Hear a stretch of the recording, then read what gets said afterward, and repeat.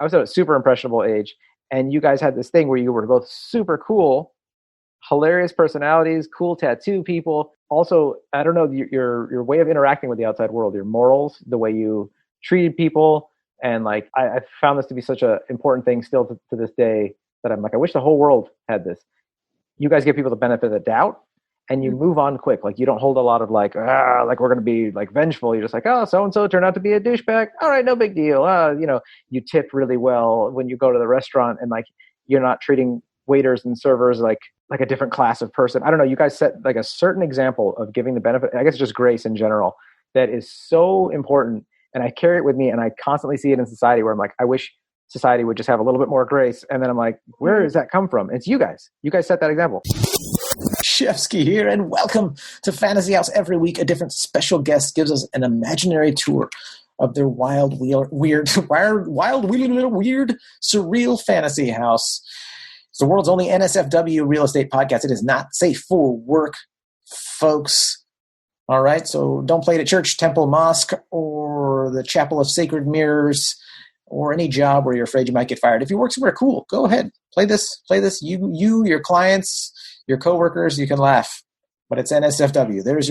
There's your warning. This episode, like all episodes, is brought to you by me, Jon Shefsky. I'm your Southern California realtor. I would love to discuss anything that you want to talk about real estate. Okay, so even if you're not thinking about doing real estate now, you're like, hey, I want to wait till the market changes. Hey, my boyfriend and I are planning on saving up. We want to buy something in 5 years. Hey, we don't even know if I could ever do real estate.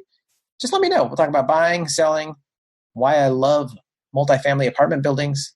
I would be happy to do a free Zoom consultation with you. They're a good time. You can drink while I'm sitting here chatting real estate with you. You can ask me a bunch of questions. I had someone the other day spark up a bowl and start smoking pot while I was discussing serious real estate stuff. And that to me is just fine. I had a great conversation. It's a good time to connect when you're stuck at home or you're trying to avoid being out doing a lot of stuff during the pandemic. So hit me up, fantasyhousepodcast@gmail.com, or send me a direct message on Instagram, JONSHEFSKY. Why not? Let's do it. Let's talk real estate. It's a great time. This episode is a special one. They're all special because I just keep having all my friends on. It's just great. My guest, her and her husband have just been a huge influence on me. They were mentor figures when I was younger, getting into the tattoo world. They are just fantastic human beings. They showed me that you could be cool, be tattooed, be cool, be into cool music and cool art, but also be really cool, kind people. And it's a really cool combo. It's a really great combo. And I'm just so stoked that Jen made time. Jen Davis is here today. She's the owner of Mule Tattoo in Orange. And I just can't wait for you guys to hear this episode. We had a lot of riffs. We talked about when we were in voice acting class together. We talked about the tattoo world. We talked about her childhood, and her fantasy house is definitely interesting and just great. So I hope you enjoy it. Now, in the words of the great Angelo Bowers, let us do this. Won't you take it?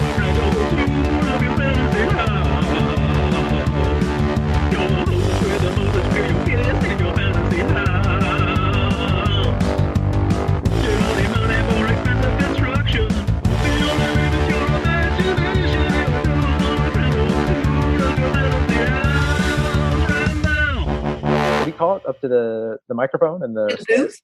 The booth. There you go. Yeah. No wonder I never made it in voice acting. No, you know what? That was the interesting thing about her class. I've taken a ton of classes, and hers was the only class that you never got in a booth.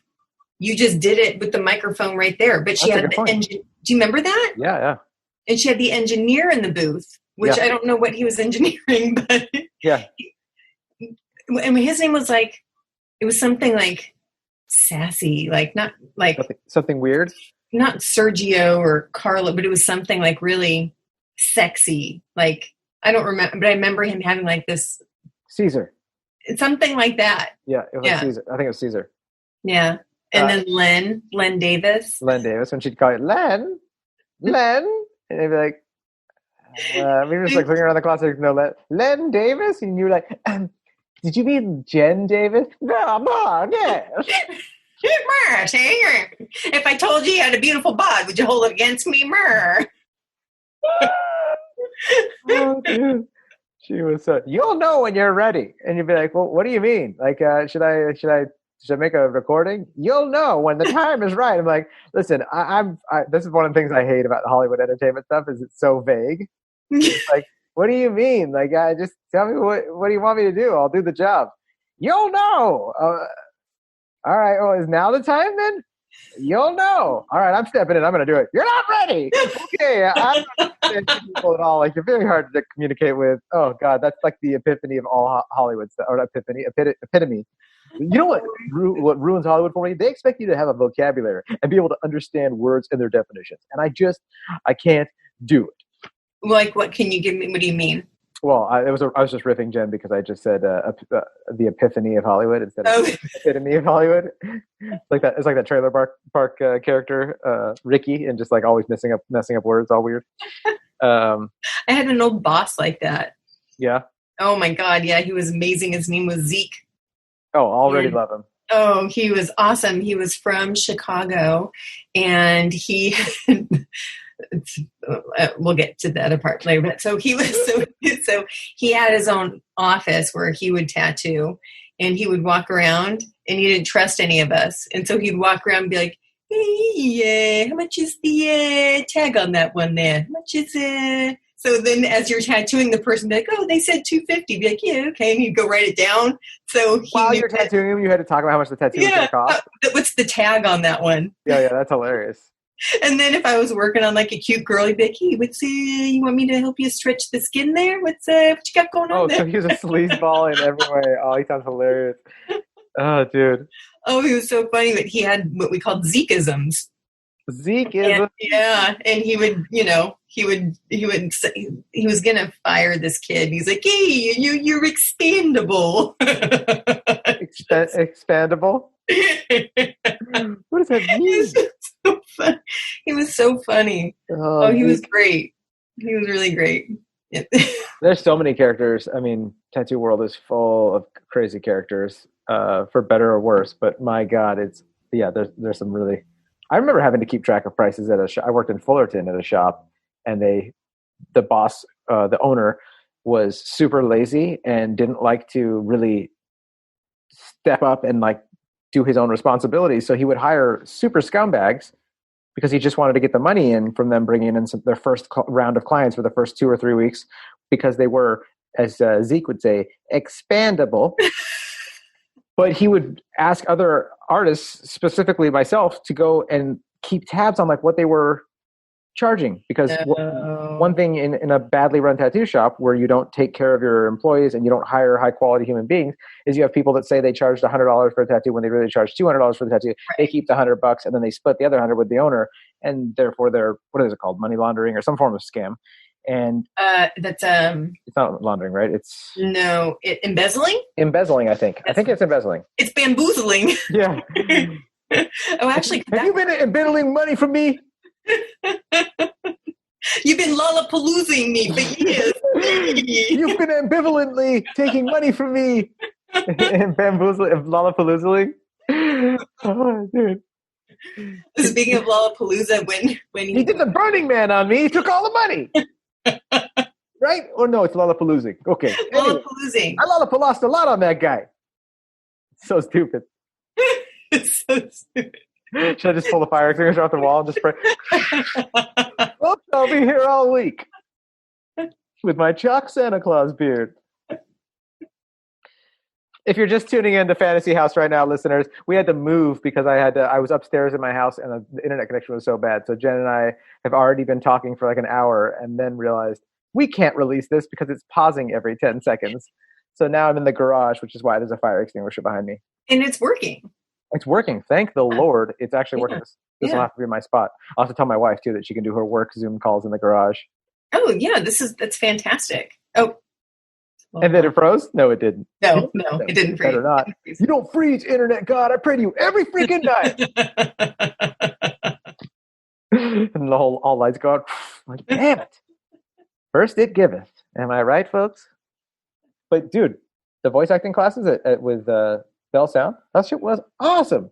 Oh, I loved going because I got to go with you and it was just so much fun being with you. You didn't actually like it? Sorry, Dolores, but I didn't love that class. She's not going to hear this. She doesn't believe in podcasts if she's alive. She's watching. She's watching. Oh, yeah. From heaven? Yes. She's like, Apple Podcast, 1 star. It was awful. She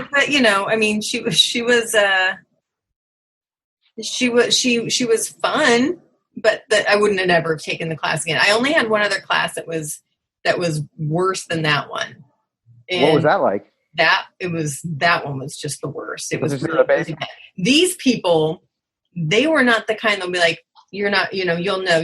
No, they're like, oh, you did one, you're ready. Let's go record in the booth right now. Make your demo. It was awful. They just wanted the money. They just wanted to charge you for your demo. Oh yeah.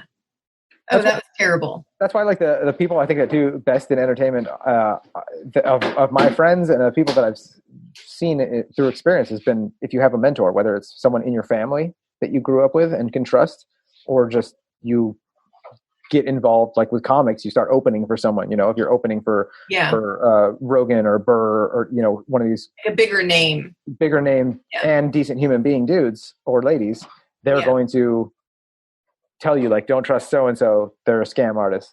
But if you don't have that, you're just like, here's my money, Hollywood. And you're so eager and you think you're really good. I thought, I'm fucking amazing, so I should probably, be doing my demo. And you wouldn't rip someone off like that. That's the other thing, Jen, is you're not the type of person to do that. So to you, like, it almost seems inconceivable, but that's something you should be looking out for. Like, I know people said this was a hard town, but this person's clearly nice. They're going to help me record my demo for only $2,300. Of course. They believe in me. They believe in you. Yeah. They've been working here for years, and they saw something special in me. They wouldn't lie. Why would they lie to me? They saw something special in me. Why would they lie? They wouldn't want to burn bridges to me. The whole class is good and is ready to make their demo. They make $14,000 a week getting people to do demos. Terrible. Bob Bergen, who's Porky Pig, he was one of the best coaches I ever had. And Sue Blue. Those two were probably the best classes I've taken that I can recall. I took a lot of classes, but they were amazing. That's the title of your memoir? took a lot of classes. By Jen Davis. Took a lot of classes. Dude, I love taking classes, but I don't know. It's definitely a weird world, and of the friends that are doing well in voice acting, the dedication and that stuff, it seems like, they just go to the booth, record something, then they leave. But it's like their obsession with knowing pop culture, being able to, like, interact at the cocktail parties and know, like, the voices. I filmed a couple years ago. Well, now it's probably been 5 or 6 years ago, but we did a pilot for Josh Robert Thompson, who's a fantastic voice actor. He's been on Fantasy House. He was Jeff Peterson from The Late Late Show with Craig Ferguson. And he's just done a ton of voices. Morgan Freeman's voice double, Arnold Schwarzenegger's voice double, wow. Ton of stuff. And man, like the stuff that he is able to do, and at his level, plus not just the skill of voice acting, but like the networking and being in on that world of Hollywood and that stuff is like, that's where I suffered there because I'm not very, I'm super socially awkward, which I know a lot of people in the industry are, but they say that and then they get together like, we're socially awkward together. So that's okay. Drugs. It was awful. I hated that.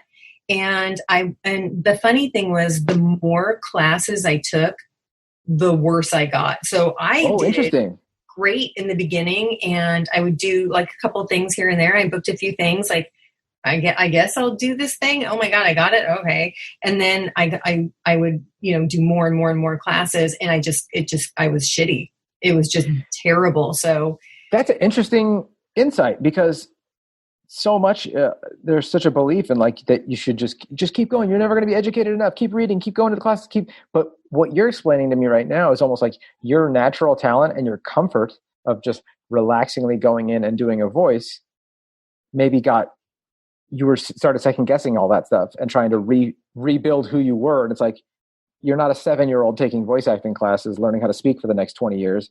you're an adult that took a voice acting class, and then they're telling you like, try it this way. And then now when you're going in, maybe you're not as, when you're in the booth, you're not just like, yeah, I got this. You're like, do I have this? I think I've been doing it wrong. Maybe I should do it this way. So it was more actually with the commercial side. Okay. I actually did learn a lot doing the character stuff. Yeah. But commercial wise, I felt, and I did learn, like in the beginning, I took a commercial course, took a couple, and I got some really great tips out of that. And I was like, oh, okay, I get that. But then after like maybe 2 courses, and I kept going with the commercial stuff, that's when it started because then I was taking everything that I was told and trying to put it into the one piece of copy. Yeah. So I don't know if that makes sense. So, but yeah, it does. It's just like with paints. Like you tried to use too many colors, it just became really like you tried to blend too many colors. I mean, and it became super muddy. Yes, and that's exactly what happened. And some with the animated stuff. In fact, I had another coach, and so I go in there, and she was great right off the bat. I loved her. She loved me. It was fantastic. And I'm leaving her house one day, and I'm like, I got a joke for you. And she's like, yeah. I'm all knock knock. She's like, who's there? I said, it was something like controlling something. I said, no, you say controlling who? You know, it was just stupid, like because I'm super controlling. So I told her how to answer a joke, whatever. It was stupid. Yeah, it's hilarious. It's definitely So anyway, say it, damn it. So she says, do you come from an alcoholic home? I said, I'm all, well, yeah, I'm a child of the 70s. Yes, I came from an alcoholic home. Yeah. She's like, I think you need to go to Al-Anon. And I was like, what? No, I don't think this is from you riffing with her right then and there. You're like, that was the one joke. So I guess I was really bad. And so she's like, yeah. She goes, I think you need to go. I think it would help you. It's like, oh, all right. So I guess my coach do they have a voice acting class? It was terrible. And I went and I called her. I said, right after I got out of there, I said, this wasn't for me. I felt like I was spying on these people. I did not belong in this room. And she's like, you know what? You just need to go to a second one. Just go to another one. And that's when I just dropped her as my coach. And I never went back to voiceover after that. Just incidentally, but she was probably a member, and then so she wanted to bond with you over that. And because you're like, no, she's like, I can't have you in my life. Oh, well, I'm looking for a mentee that also goes to AA. There's a lot of that too. There's a lot of that in comedy. Yeah, it wasn't good. I have a couple of friends who are like, I'm opening for so and so. They're like, oh, where'd you meet him? AA. Dude.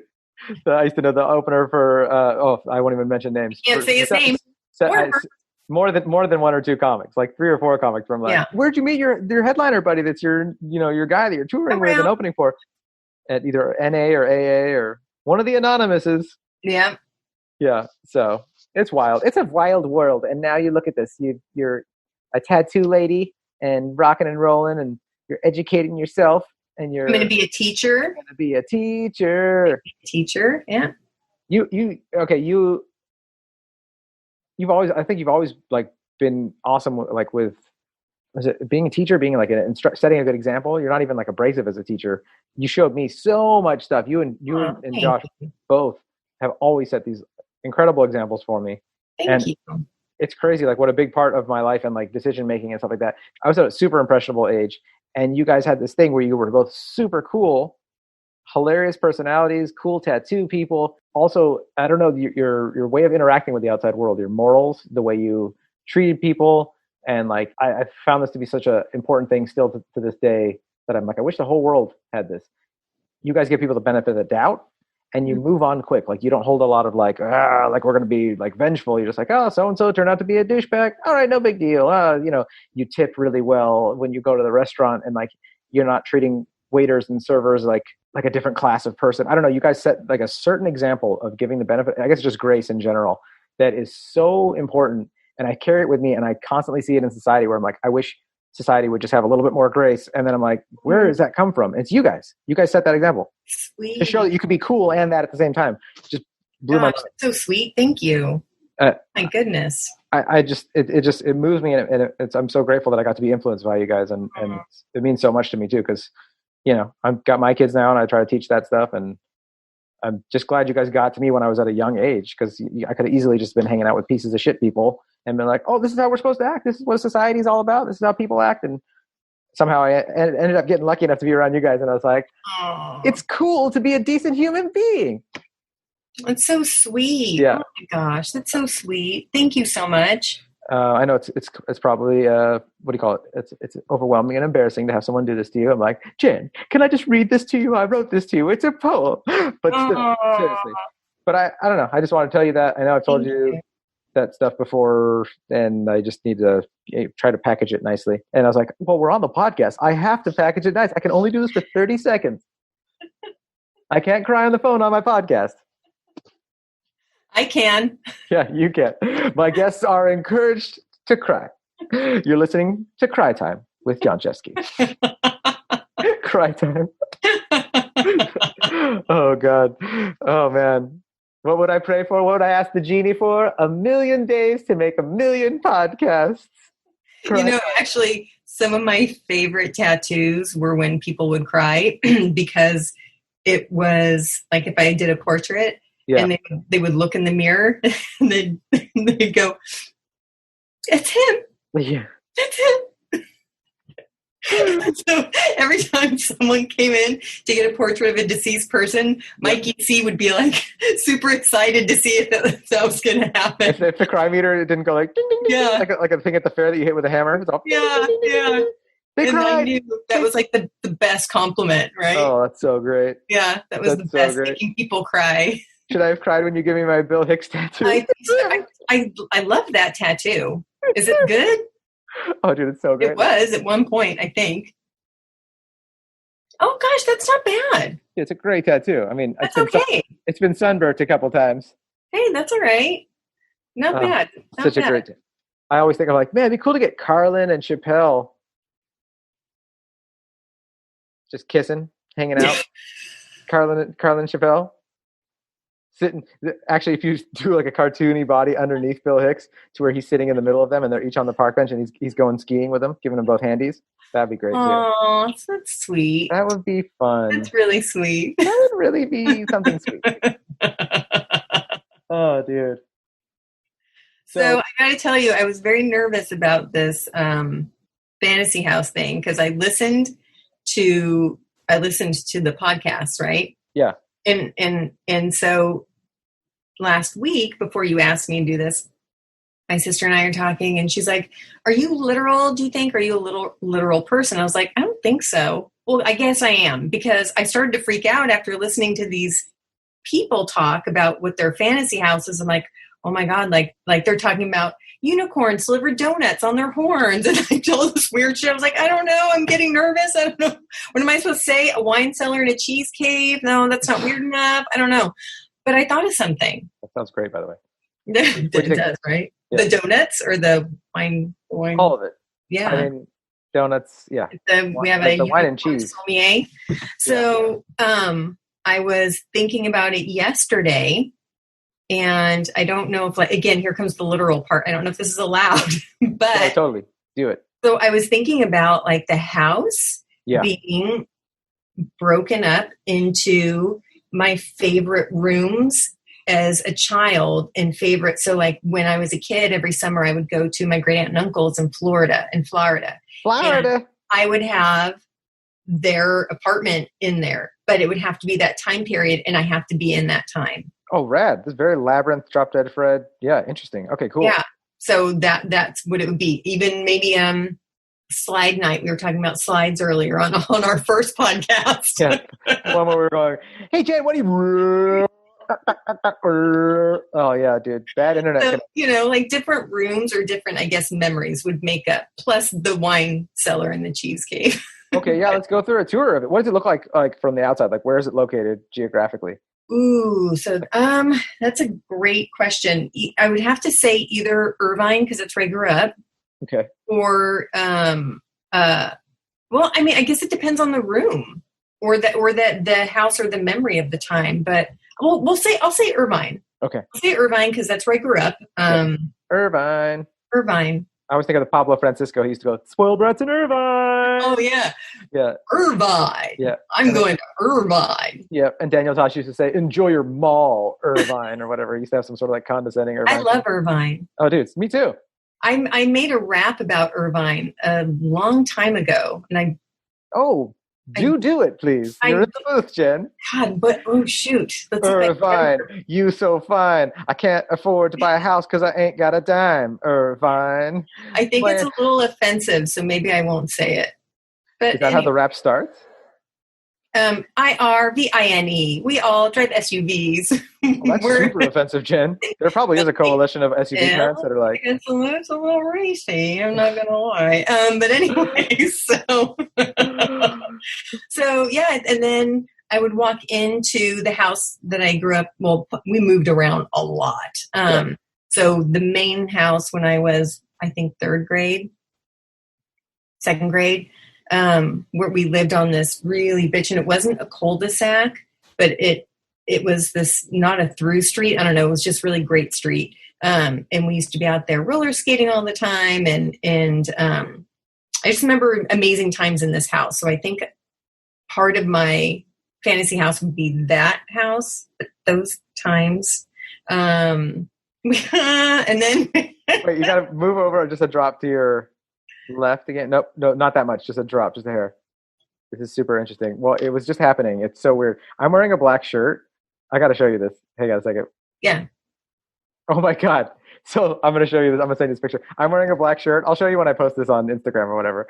Where your head is cut off by my picture on the video and my black shirt, it literally looks like the shape from my shoulders to where your hair is. Like, I look like some sort of weird like hat outgrowth from the top of your head. It's freaking surreal. Anyways, okay, go on.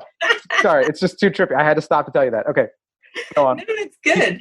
Descriptions. There was another house in Irvine when I was 5, and it was just this. My dad had just gotten us 3 kids, full custody in the 70s. Yep. And I remember constantly playing there.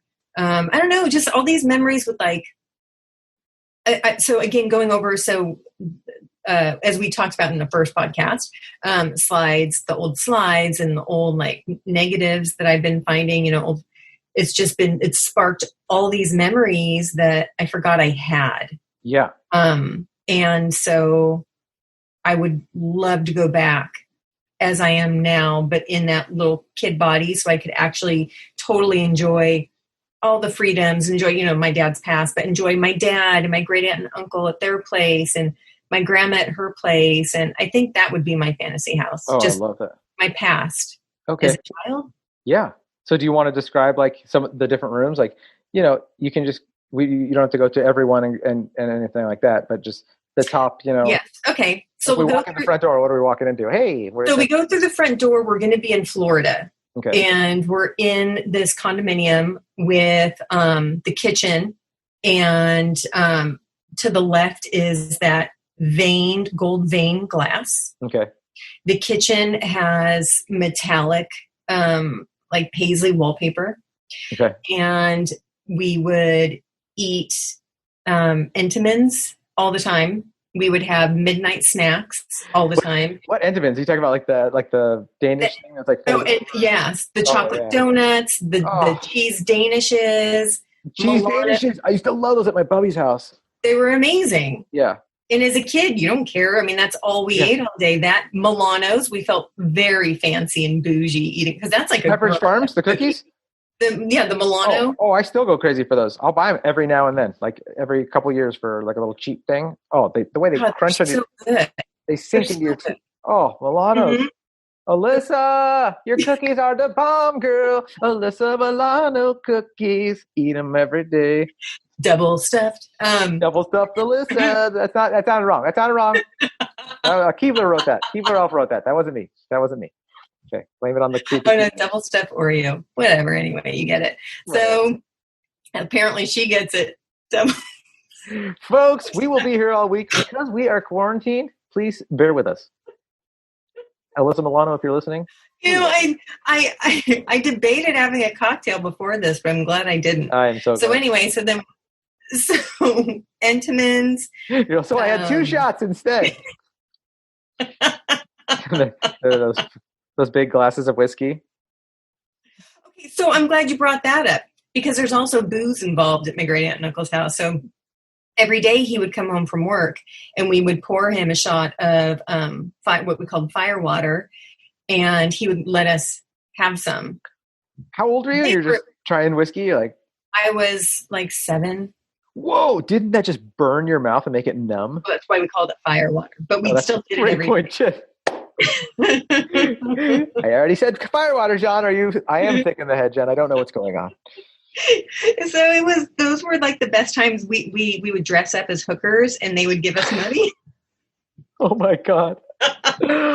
Oh, is this still in the 70s or is this the early 80s? This was, I was born, so this was, you're looking at the 70s, late 70s. I was born in 72, so late 70s. Like late 70s. Okay, yeah. A totally normal time to give a 7-year-old whiskey and be like, you're a hooker, I'll give you some money. This is hilarious. These kids are great.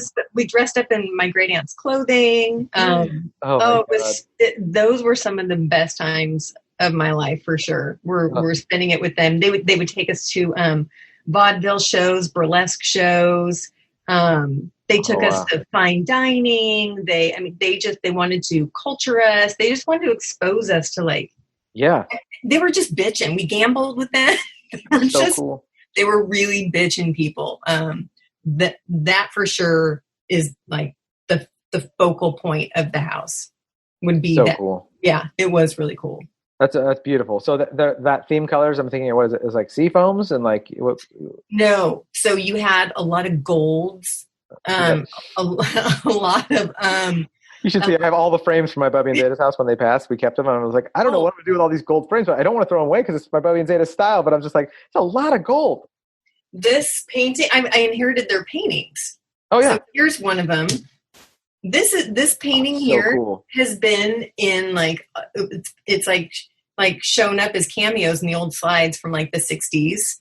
So cool. Let me describe it for our listeners. It's a ship, classic like ship in a storm. Yeah, it's so bitchin'. And then there's I've got you can't see, but there's like drunk clowns and so I inherited all their paintings. Also, they were just rad people. They collected art. They were just the value of that too, that they took their nieces and nephews and like you said, cultured them and was like, hey, come out with it. We're gonna take you out for dinner and showed you things that you wouldn't got to see at home is really cool. That's badass. Okay, so the entrance to your house, we're like walking in, it's gonna feel like that 70s Florida, like Jewy, gaudy, like gold stuff and like big frames like that with big matting and like big frames, big matting, metallic wallpaper. They had they have a lot of mirrors, like walls that were full mirrors with like there's the glass. Yeah, they had two. They had 2 glass gold veined walls. They smoked, of course, in their condo, which we didn't. I mean, that was awesome. Yeah. They had a lanai that we would go out, although it was way too hot to be in the lanai in the summertime. Is that the name of the car, a lanai? No, that's like the patio. Okay. I was like, what's a covered patio? I didn't even know they called it a lanai.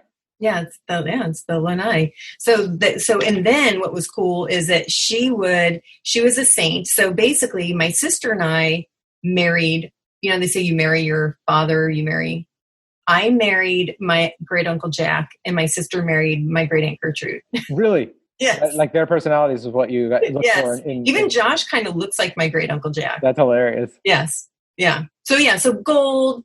You're talking just lots of gold, lots of gold, lots of tchotchkes and So that was their. Oh, we always had sea monkeys every year. Have you ever had sea monkeys? Like the pet in the little. Yes. Oh yeah.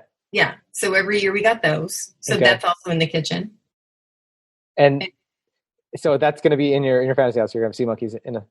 Yes, but they actually grow to be how they looked on the box because they never did that.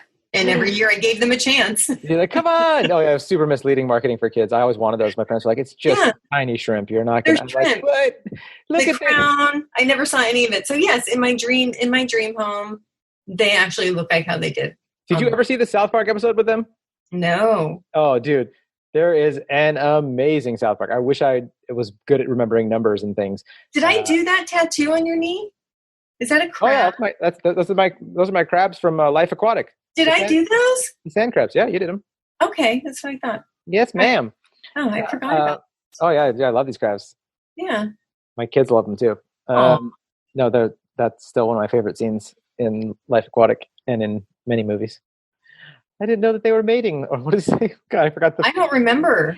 It's like Bill Murray getting a divorce, basically. Like it's when his wife's leaving him, and they stop and look at them. It's like, and it's like the female rips the male's arm off, and it's just like this funny, and the timing's perfect. It's great stop animation. It's Wes Anderson, like dry humor. I'll have to rewatch that. It is so great, but not as great as this Fantasy House. And we're back, folks. So there's a great episode of South Park that you need to watch, and it is about the kids getting the sea monkeys, and they do turn into like giant, like they have a whole society going on, and there's like funny line after funny line, and there's a lot of semen jokes, and it's a great episode of South Park. I'm sure you could Google that, like Seasiety or something like that, and you guys have to watch it. Have a drink and sit back and watch that episode. I want to watch it after we're done recording. Okay. Okay, so now you said that there's sea monkeys. You said they're in the kitchen? They're in the kitchen window. All right, so what's the kitchen like here? Because I always love to know, in any fantasy house, I always want to know kitchens, bathrooms. It's hugely important. Yeah, it is important. It's very important. It's important. It's important? It's important. Okay, Zeke. It's very important. And the most important thing is, did you say important? So the kitchen was very tiny. So you walk in, and there was like a little table with, I think it was like it had 2 chairs, but you could have 4. It was tiny, like a little kitchenette. Yeah. I remember sitting in there all the time. In the middle of the night, we'd get up to play cards with my great aunt and eat. There was a passing window to the living room right there also. Then there was a long pantry, the fridge, the stove, like it was almost like an apartment kind of. It was so little. I don't know how she cooked anything. And then there was this table that had all the snacks on it. So it had all the Intimates and stuff on there, which were highly encouraged to eat. And then she'd make potato pancakes, and we'd eat them like right out of after she'd fry them. Oh, they were amazing. Oh, God, those were the best. But that's really all I remember eating at her house was Entenmann's, Milano's, the potato pancakes, and she made these things called salmon croquettes, which are like just salmon patties. Like patties, yeah. Mm-hmm. So like fried in butter or whatever or something like that. Yes. Oh yeah. It was just the best. So if we were taking a tour through your fantasy house, that's what we'd be eating right now in your actual fantasy house. Oh my God. We're having Entenmann's and salmon croquettes and and potato pancakes. Yeah, sounds good to me. God, it's amazing. It was amazing. So funny. Yeah, and then they had this rad little gold wiener dog. It was brass looking or gold, and its back was like carved out, and you put Ritz crackers in there, and then and then his tail was the thing that you would spread the topping with. You like pull the tail out. It's a little butter knife or something like that. Yeah. That's so cute. They had all sorts of stuff like that. That's so fun. They sound like amazing people. They were amazing people. Yeah. What was their names again? Goldie or Gertrude, but we called her Goldie. And Gertrude and Uncle Jack. Uncle Jack and Gertrude. But everyone called her Goldie. Goldie and Jack. Yeah. Yeah. And he would always say, Jesus Christ, Gertie, would you let the girls do their thing? Jesus Christ, Gert, would you just let the girls be? Oh, it's so great. Do you have any pictures of them from you guys hanging out? Oh, yeah. Yeah. Oh, man. Here's the Gert right here. So here's Gertie. Here's the Gert. She's the one in the striped outfit. I don't know. Oh, yeah. I can see it. Okay. There's Norm. There's my pop. And you can't see that this is, that's Uncle Jack. Oh, they look so sweet. They were amazing. Amazing. What, just people. Oh. Human beings. Hi, Fluffy. Hello. I'm gonna die soon. Poor guy. That's the inner dialogue of our honest cat. Yeah. Nothing lasts forever. Wait, Kill me now. That's a parrot. Yesterday. I Oh, know. It's so dude. sad. You know, there's people that talk about like the preciousness of life, and if it lasted forever, we wouldn't treat it so precious. But I'm just like, that's great and all, but can you just make us last forever? Like, it's just, Oh, you know what I mean? Like, I don't want to last forever. oh, dude, I'd be so down to be like, just like when I saw that vampire movie, Interview with the Vampire, when I was a kid, I was like, yes, that would be so much fun to be like, I lived before there were cars, I lived after cars, and now I'm living in spaceships. I don't know. I think it would just be fun. And I could finally, like, you know, save some money and retire, you know? Well, I mean, if you put it that way, I mean, that could be part of your fantasy house. Like you're a vampire and you live forever. That sounds so weird. But now that you said that, Jen, that actually is a note I probably need to take. Well, yeah. In my fantasy house, it's not just the house. Me, I'm actually a vampire. That's me. I'm like, hi, I'm Jon Shefsky, your local realtor. But my fantasy is that I'm a vampire. Like, I don't want to suck blood, dude. If I was a vampire that could only eat sushi, maybe. Okay, so can I just tell you, I'm hooked right now on vegan sushi. And before you... Okay. Well, it was great having you on our podcast. And you guys, where can people reach you? Freak! Vegan sushi. What are you eating? What's going on top of the rice? So I don't put rice in mine. I really want to lose 3 pounds. So go to England and buy a couple candy bars. Folks, I'll be here all week. Jen, what are you eating for sushi? How can you have no rice? So, because I don't want the rice. So can I just ask you this real quick? Do you have cheat days on your diet, or do you just like? Are you just? I have cheat days when I binge eat at night. Yeah, okay. So you could have rice then. The chips, the ice cream, the cookies, everything. I eat it all. It's okay, so I'm the same way. I'm absolutely an insane glutton. That's why I like to fast and eat like low carb when I'm eating, because I'm like, if I can only have steak and cauliflower or nothing, then I'll do really good. But if you start giving me this, the longer the list goes, the more I'm like, oh, was there carbs in that? Oh my God. Yeah, I'm on an all carb diet. An all carb diet. Hashtag carb tard. Okay. What's on vegan sushi? So before we go to the next room in your fantasy house, a roll of nori. Okay, sushi, nori paper. Right? The nori. And then you take carrot pulp. Okay. Polpa de zanahorias. Sí. Y sriracha. Sí. Y mayonesa o bitchin sauce. Sí. Mezcle. Okay. Sí. Take the pulp of carrots. You take sriracha, and I don't use mayonnaise, although I love it, but I do bitchin sauce. Have you had that? No, I assume it's vegan, like mayo, or? Yeah, it's not mayo. It's like an almond dip. Okay. It's amazing. It's got Bragg's in it, so it's kind of got that soy saucy kind of taste. I love that. And you mix that up in a bowl, and you lay that down on the seaweed. Okay. And then closest to you put yellow pepper, avocado, and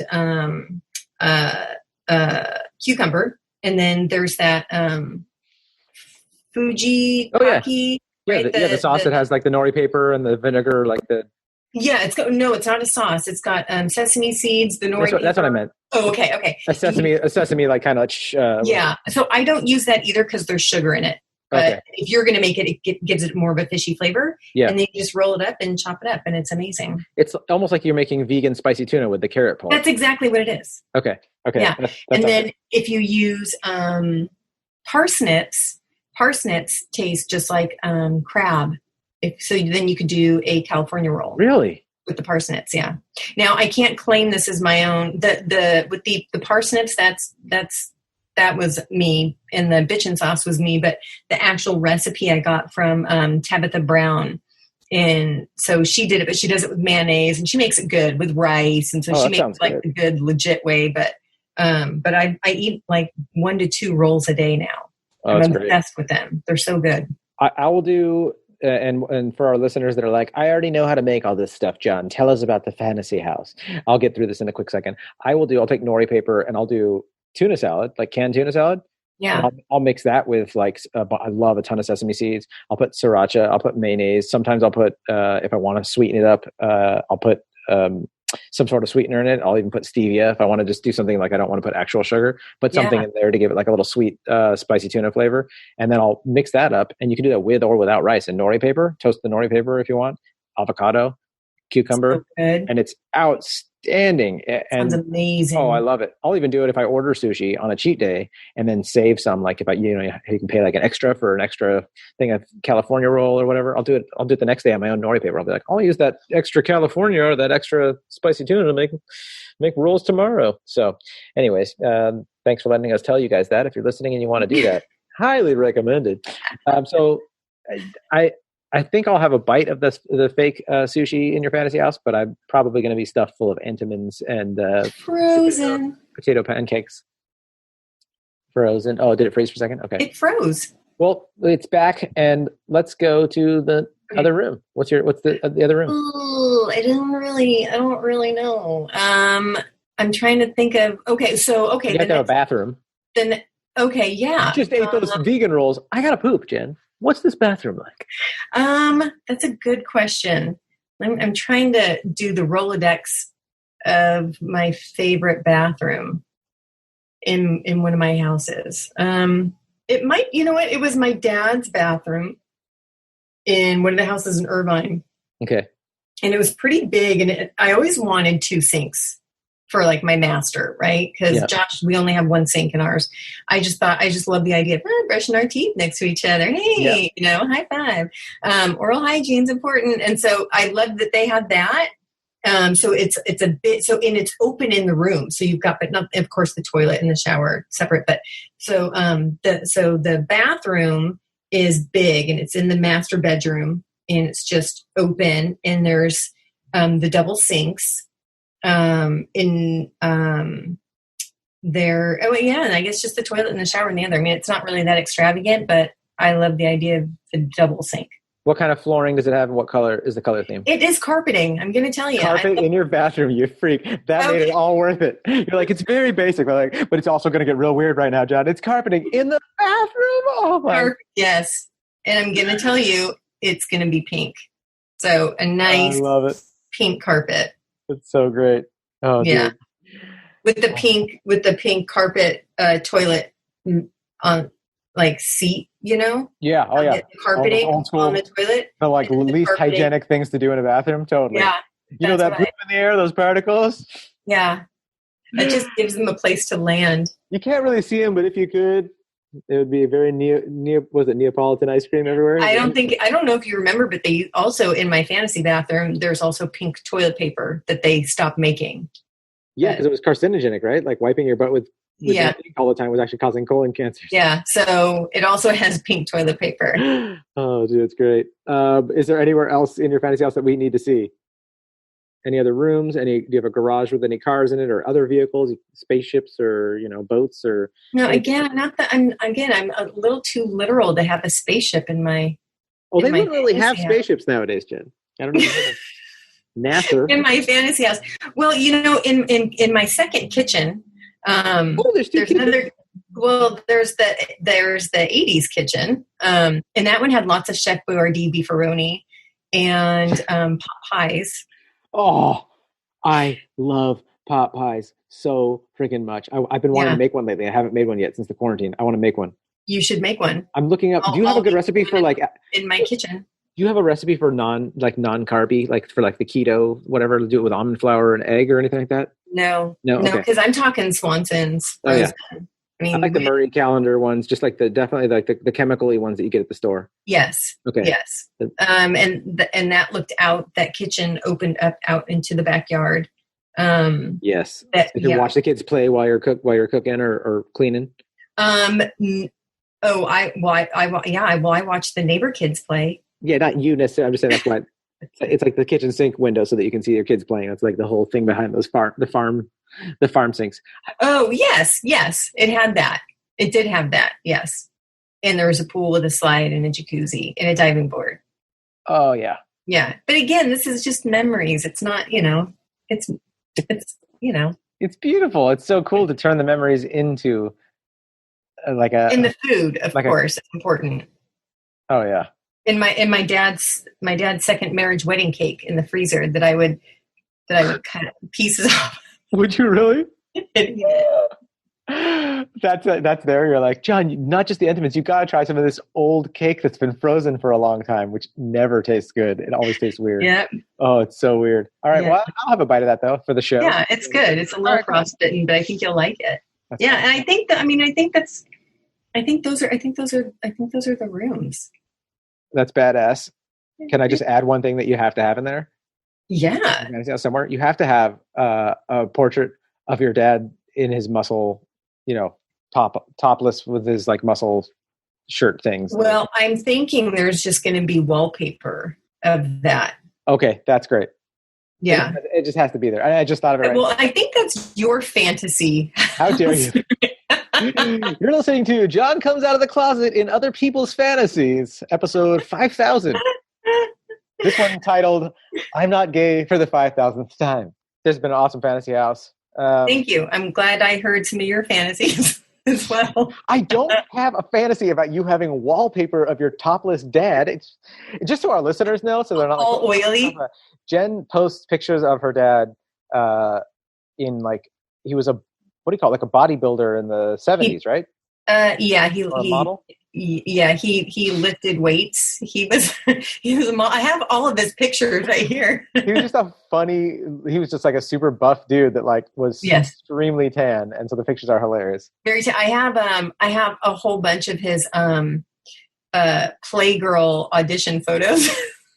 I would, if you hadn't been accusing me of being a closeted gay lord all episode, I'd be like, can you give me some of those so I can post them on the Fantasy House page? But now, oh, dude, so great. So that's what we're referring to if you're an audience member, and there will be a wall of that at Jen's Fantasy House. I hope so. They can find him on My Dad Makes Chuck Norris Look Like Chick Norris #. Is that what it is? Chuck Norris looks like Chick Norris? Okay. My dad makes Chuck Norris look like Chick Norris. And do you want people to subscribe to the Mule Tattoo Instagram? Oh, no. You want them to? Okay, I'm going to have to do a plug for you guys. Go follow Jen on Mule Tattoo. Check out her. She does awesome tattoos, like just amazing stuff. And when this darn pandemic is over, go get a tattoo, because her and Josh are both, I have a ton of their artwork on me, which is amazing. And I get compliments on 20 years later. So you guys got to go. You're so sweet. If you come into Orange County, I still get people that hit me up like, Shefsky, are you tattooing? I'm like, no, but I know the place. So this is where you guys should go. This is Mule Tattoo. Jen, you're awesome. Thank you. You are too.